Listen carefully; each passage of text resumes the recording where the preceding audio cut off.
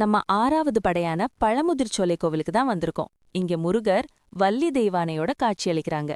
சூரன் கூட அந்த போரெல்லாம் முடிச்சிட்டு கல்யாணம் முடிச்சிட்டு அப்புறம் பக்தர்களுக்கெல்லாம் அருள் பாலிக்கலான்ட்டு முருகர் இங்க வராரு. ஃப்ரெண்ட்ஸ், மதுரையில நம்மளுக்கு 2 படை இருக்கு. மதுரைக்கு வந்தீங்கன்னா திருப்பரங்குன்றமும் பழமுதிர்ச்சோலையும் பார்த்துடலாம். இந்த கோவில்ல இருந்து ஒரு 100 மீட்டர்ல ஒரு நாவல் பழமரம் ஒன்னு இருக்கும்.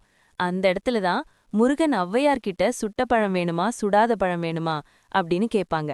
அதுக்காக ஔவையார் சுடாத பழமாத்தான் அப்படின்னு சொல்லுவாங்க. சரின்னு 10 வயசு குழந்தை வேஷத்துல வந்த முருகர் மரத்தை ஆட்டி விடுவாங்க.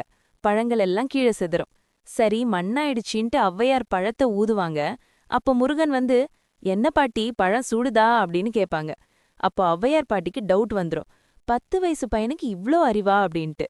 அப்போ என் தமிழ் மேல ப்ராமிஸ் பண்ணி கேக்குறேன், நீ யாருன்னு உண்மைய சொல்லு அப்படின்னு சொன்ன உடனே முருகர் வந்து முருக ரூபத்துக்கு வந்துருவாங்க. இந்த காட்சி நடந்தது இந்த இடத்துல தான். இந்த நாவல் மரத்தோட ஸ்பெஷல் என்னன்னா, ஐப்பசி மாசத்துல மட்டும்தான் இது பழுக்கும். அருணகிரிநாதர் பாடல் பெற்ற தலம்.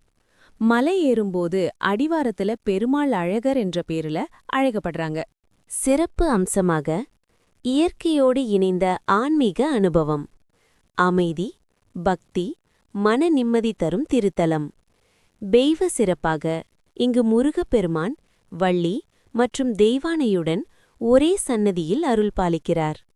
இது 6 படை வீடுகளில் மிக முக்கியமான தனிச்சிறப்பு. திருமணம், குழந்தை பாக்கியம், கல்வி முன்னேற்றம், குடும்ப நலம் போன்ற வேண்டுதல்களுக்கு புகழ்பெற்ற தலம். இந்த பகுதி வந்து நல்ல அடர்ந்த காடு. இங்க வந்து நிறைய பழமரம் இருக்குமா. அங்கங்க அந்த பழம் முதிர்ந்து கிடக்குமா. அதனாலதான் பழம் முதிர்ந்த சோலை அப்படின்னு சொல்றாங்க.